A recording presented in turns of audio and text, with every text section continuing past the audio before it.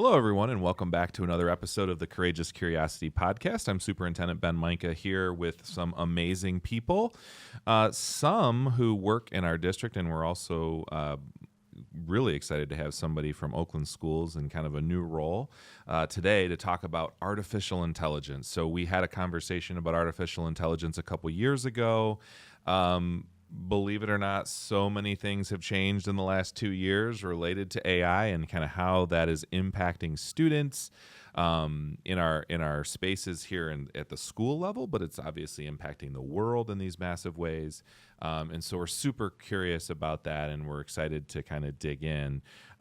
Here with a couple of our staff members, and I'd love for each of you to just kind of introduce yourselves, talk a little bit about your background in the district, how you've kind of come to this point in your career, and maybe where AI is impacting you in your space a little bit. So take just a second, introduce the people that are listening to the show about who you are and kind of what you do. So Alaina, we'll start with you, one of our esteemed staff members at the high school. We'll start with you. Kick it off.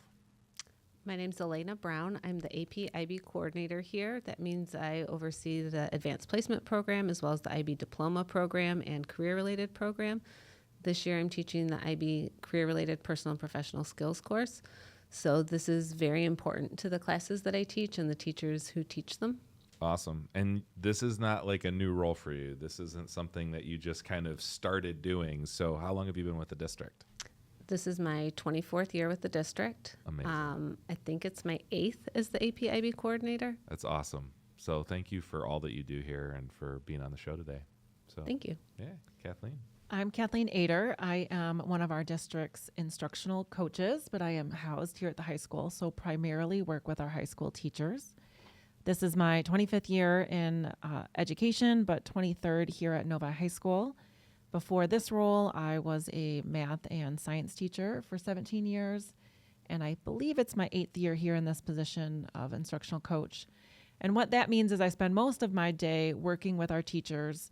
Many times it's newer teachers or working with them on new curriculum, new programming around initiatives like AI, like grading reform, and many things like that might come about, whether it's in their discipline or specific district initiatives. Yeah, and you have a great perspective because you're working with teachers who are really asking this question and struggling with how do I implement this? I mean, obviously, Alaina, you do as well, but I think you're in this kind of unique sweet spot where you get to see, both of you, a lot of people that are trying things for the first time. And it can be kind of scary, really, if we start to, as I'm sure we'll get into a little bit. So, and Justin, we're excited to have you here. So thanks for being on the show. Thank you so much for having me.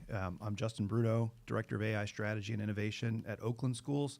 I've been there for all of 2 months, so still learning my way around the Just county. getting started. Yeah. Prior to that, I was at Michigan Virtual, working as an AI strategist. Had done a number of things at Michigan Virtual, including professional learning design, online learning design.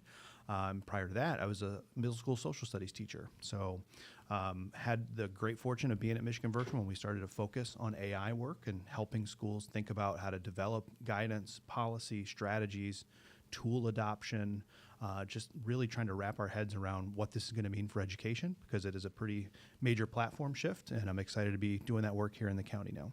Yeah, it's awesome. And I've had the opportunity to hear you speak at multiple conferences. You do a great job, and I think you're bringing a unique view and a unique lens as somebody who's seeing this implementation across multiple systems.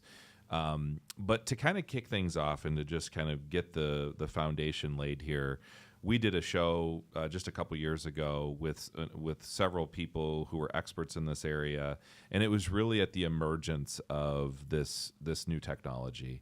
And so, for all three of you, I'm interested to kind of get a level set of, we hear, okay, artificial intelligence. If I'm a teacher, I'm worried about things like kids that are cheating, or are they actually submitting their own work? Those types of things. I think as an employer, they're asking questions like, well, are kids going to be able to come with these skills to be able to actually utilize generative AI? And then I think as parents, we're also saying, is what my kid producing actually their capabilities, or is that something else? So there's all these kind of different ways to enter in the conversation. But I guess what I'm really interested in is, how is artificial intelligence being used by students? How is artificial intelligence in schools kind of being encouraged or discouraged? And where do we sit now, kind of a couple years into this revolutionary technology that's changing the world every minute and second of the day? So that's a really broad question, but I think just to kind of get a general sense of where we're at right now would be really helpful. Yeah, I can offer just a really quick perspective. I really appreciate this kind of approach that I heard our keynote speaker at Michigan Virtual's AI Summit give a couple weeks ago. And he said, there's never been a better time to be a learner. There's also never been a better time to be a cheater. So we have an incredible technology that, if used in the right way, if used in kind of a metacognitive, intentional way, can help people learn new things, gain new skills. Similar to what happened when the internet came about 20 years ago, we have so many more self-starters who can go online and find a YouTube video or find a source of information. Now, all that kind of skill takes you need to be able to know what is usable, testable, verifiable, accurate information whenever you're using these technologies. So again, these tools can be incredibly empowering. At the same time, what we're learning in education is that a lot of things we've been asking students to do were product-based rather than process-based. And what these tools do is they produce products that sound a lot like what our students can do and turn in on a day-to-day basis. And so that is kind of forcing us to rethink all of what we do in education in terms of getting a real good sense for what students know and can do. Requires more overview of that process, more discussion, debate, things like that, presentation, more of an oral culture that we might be developing now that things are moving away from products.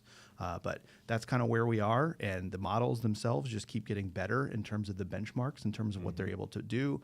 Hallucination rates are going down.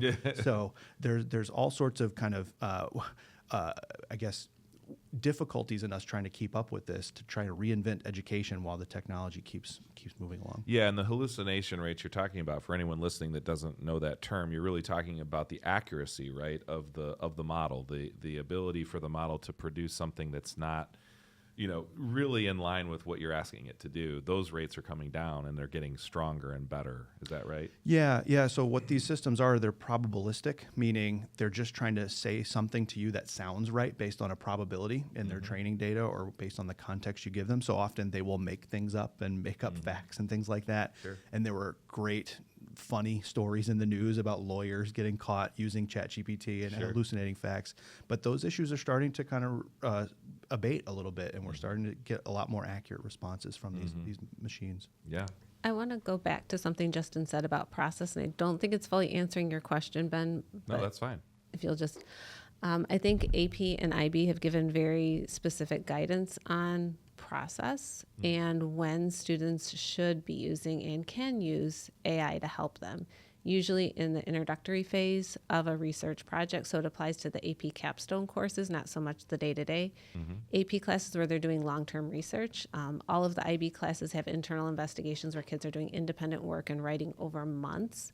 And so they talk about students using it maybe to initially help generate ideas or source lists as an initial phase, not the final phase, not the writing process.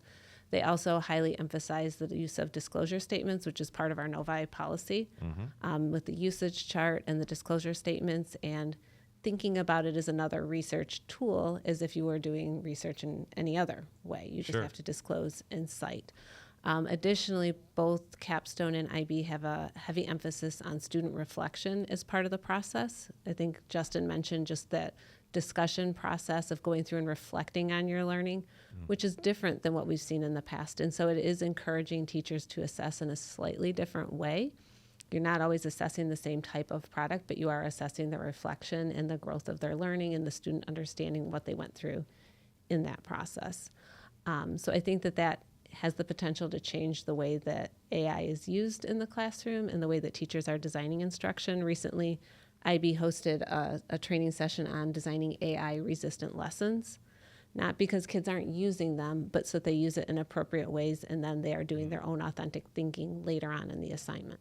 It's so interesting that the highest level of our K-12 kind of ecosystem, AP, IB, College Board, they're actually issuing guidance for suggested ways kids could use AI. Correct. Which is a huge step, I think. And it's actually so interesting to hear you talk about that process, because it seems like that process may actually be somewhat of an example of maybe a roadmap that a teacher that's in a non-AP or a non-IB class might take to say, look, you can use these tools in ways to help kids generate some of these things without them taking that, as Justin said, a product and just pawning it off as their own.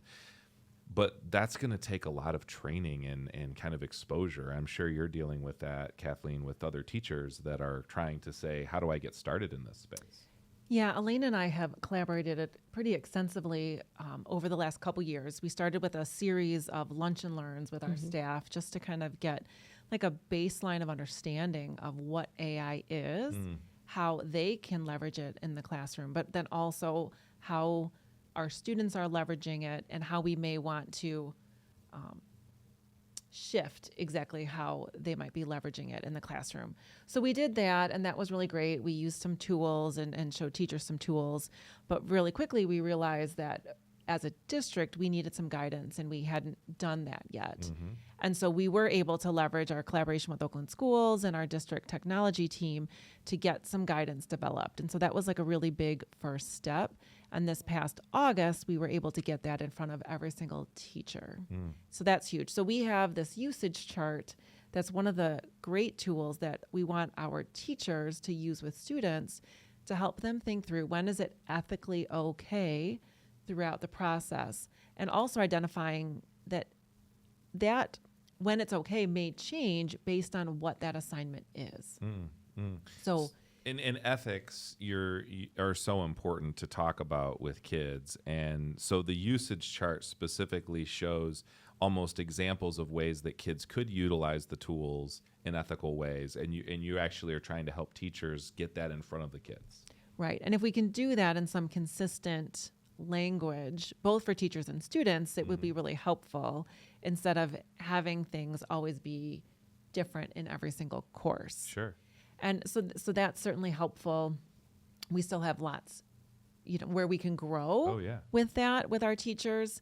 And it just takes time. But, there's definitely some great tools for our students that our teachers can set our students up for success, where they can potentially get feedback almost immediately on some practice assignments that can help better prepare them for larger assessments, and or for some of our assessments in AP and IB. There's great ways you can leverage it with SAT preparation. And so we want to show students, again, that idea of process over product, where it's acceptable, where it's not, and then this idea of disclosure. Right? Both teachers, we can model appropriate disclosure when we are using it, and then helping our students to understand that they need to disclose and what that citation looks like for their own usage. That's powerful. I'm so thankful that both of you have worked so hard, and I know there's many others that are working on the guidance documents and how we as a district are approaching it. And I would say we're leaning into artificial intelligence, not burying our head in the sand. We're really trying to be thoughtful, and that's a large testament to the both of your work. And I know the teaching and learning department and everybody involved with technology is really kind of leaning in on this and thinking we want to help teachers do this in meaningful ways. But Justin, I'm really interested, how are other districts approaching it? Is it the similar, I'm sure you see working with a lot of schools, particularly statewide in your previous role, where there are districts that are just like, we're going to just ban this. We're going to say no to any of this.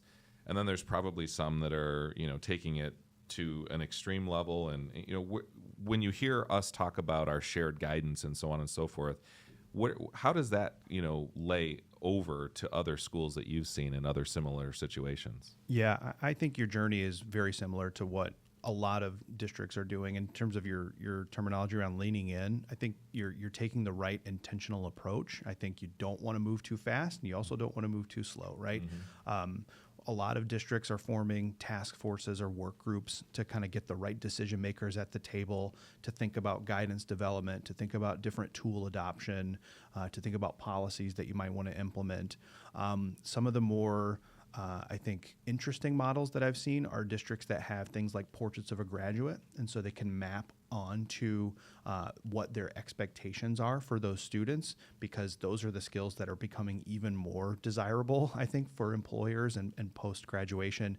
Things like collaboration, interpersonal skills, problem solving, critical thinking, because as the tools themselves get more and more capable, it really requires a higher level of metacognition and intention to think about when the tool should be consulted or used.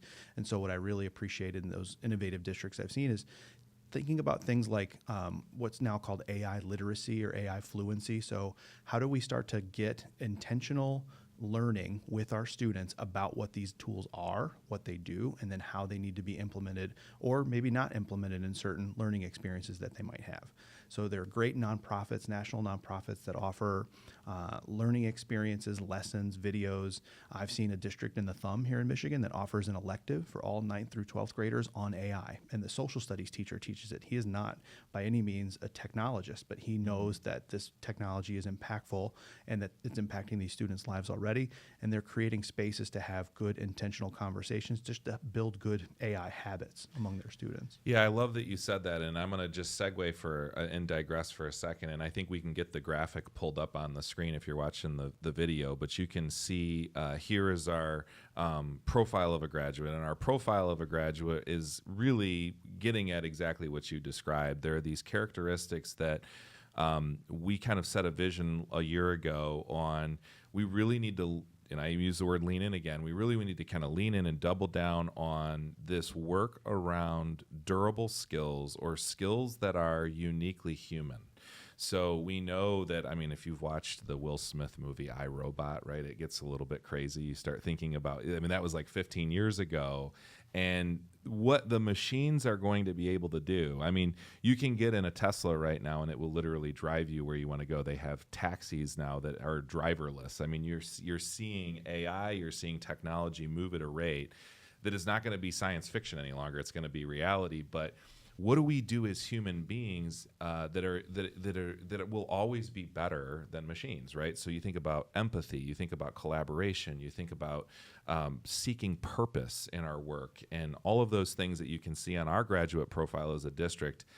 Our next step, I think, is to, as Justin was saying, map out, and how we're connecting to that. But in the age of artificial intelligence and just this robust information sphere, how do we teach these skills that are uniquely human? Like, if I'm teaching a lesson, how am I teaching about seeking purpose? How am I teaching about making sure that I'm collaborating and thinking critically and evaluating sources? Because it seems like that is shifting a little bit about the role of what I want to do with kids in a classroom. And I know that IB's been doing a lot of that for a long time. So can either of you speak to that?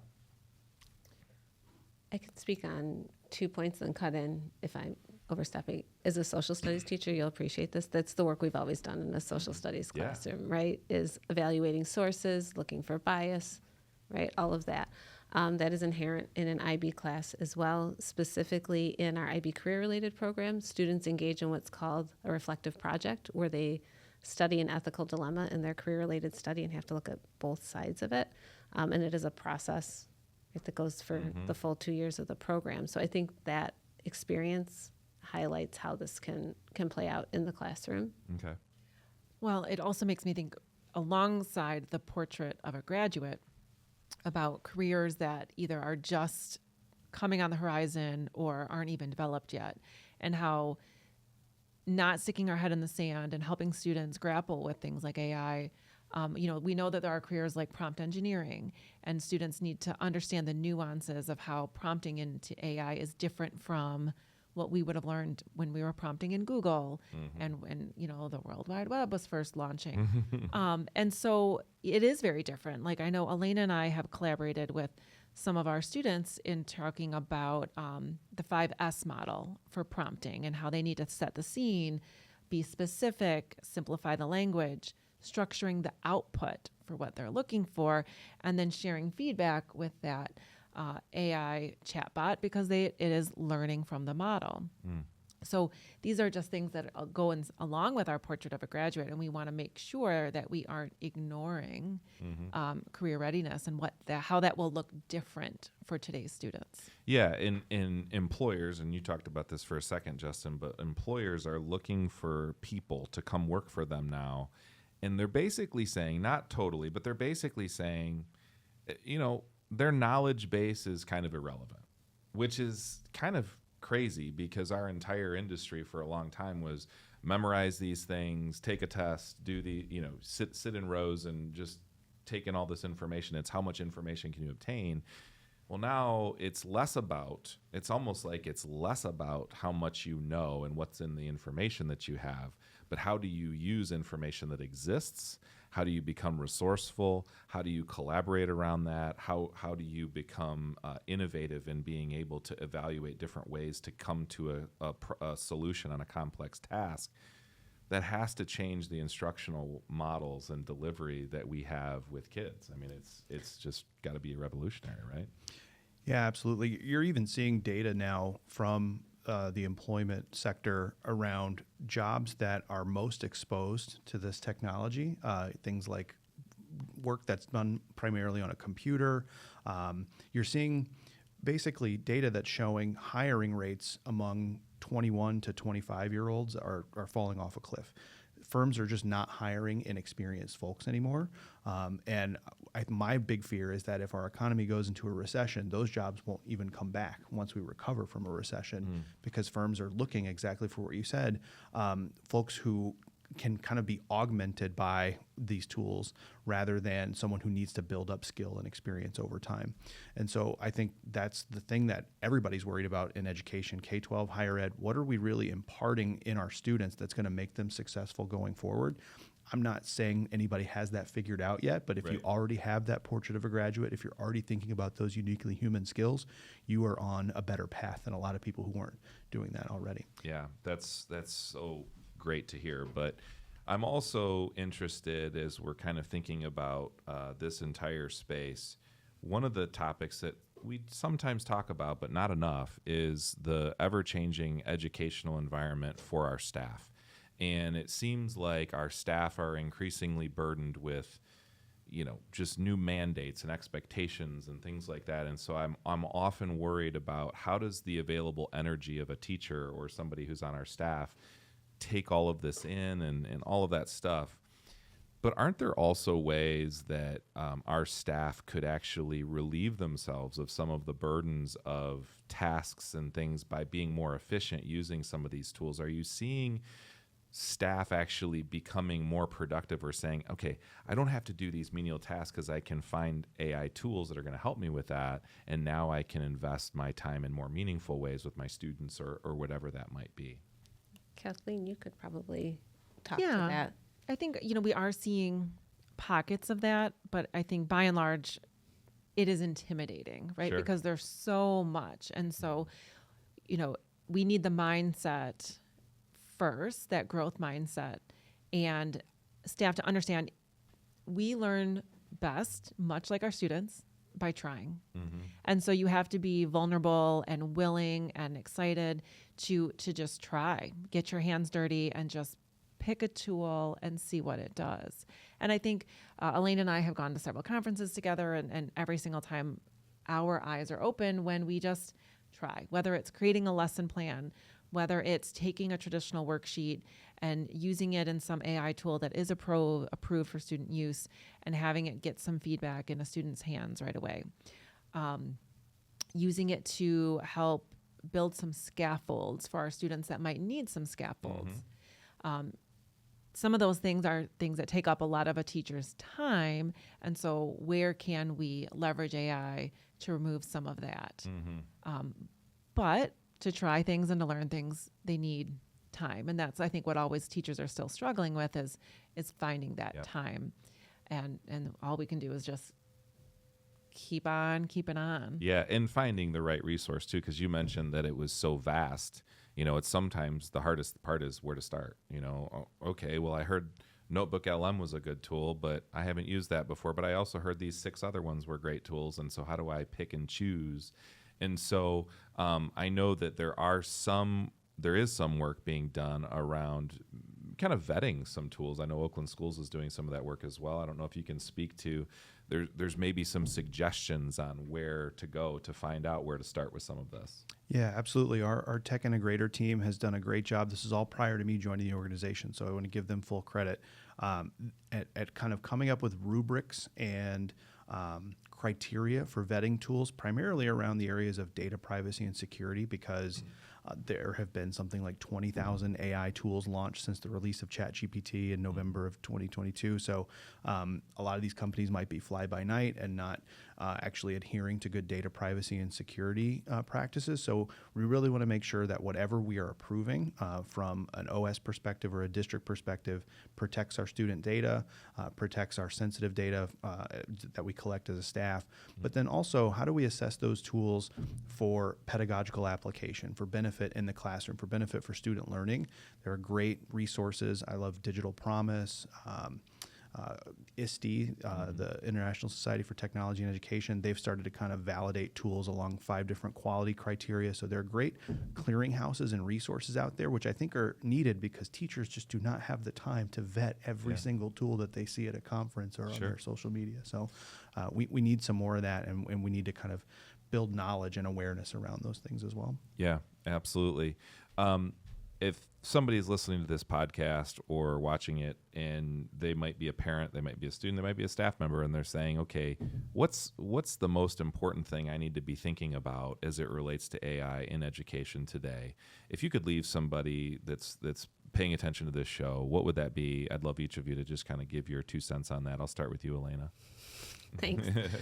I think the most important thing would be that students and parents and anyone are checking the sources of what they're getting from AI. I know that when I go in and use Gemini, I click on those little links to make sure that what I'm getting isn't a good, valid, reliable source. So it's not just trusting that AI spit out a great answer, but checking your sources and then disclosing. And I think if students can get in the habit of that, they won't get backed into a corner later in life or professionally by having fallen into this rabbit hole of I'm just going to copy and paste stuff from AI and it's good. It's got me this far, no one caught me, and it's good. But if they can get in that habit now of checking their sources and disclosing their sources, I think they'll be in a good spot. That's a great suggestion, and I think that bodes well too for those of them that are going to continue to study at the next level, right? Those are going to become expectations for sure in the next educational space. So thank you for that. I think it's hard for teachers sometimes, if you are new to AI, to imagine the possibilities. How can it help me? And so I would suggest someone go and literally ask ChatGPT or their favorite AI tool, Gemini, how can you help me? And so set the scene. I am a high school chemistry teacher about to teach a unit on the periodic table. How can you help me? And see what suggestions it's giving to you, and then recognize that it is a conversation. And so continue that conversation, hone in, dial in to how you, whatever it is you find that might be the best leverage point for you to get started. And I think that tends to be very eye-opening and surprising for a new user. Yeah, and that's a great suggestion. Thank you. Yeah, I think I encourage, and anybody that I talk to about this in education, is just curious and vulnerable dialogue. So no one has anything figured out, right? Anybody who claims to be an expert, I would not trust them because there's so much that we don't know about how this is impacting us. So if you're a parent, a student, if you're a staff member, just admit that what you don't know. Have good, curious, vulnerable dialogue with your students. Assume best intentions, and just kind of admit that we're all figuring this out together, and things will have to change. We just aren't really sure how those things will change. We're going to need to collaborate on creating that future together. I love it. Thank you all for your time today. For anyone that's listening or watching the show, I would encourage you to look up any of the three of these incredible educators and just, get their information, find out what they know. They have so much to offer. We also have AI guidance toolkit that's been released to our staff. We have more dialogue about that happening every day. And so we're super excited about how we can kind of do this thoughtfully, responsibly, and innovatively. So we appreciate all of you being on the show today. Thank you so much. And for those that are listening, thank you. I hope you stay curious, and let's go Wildcats.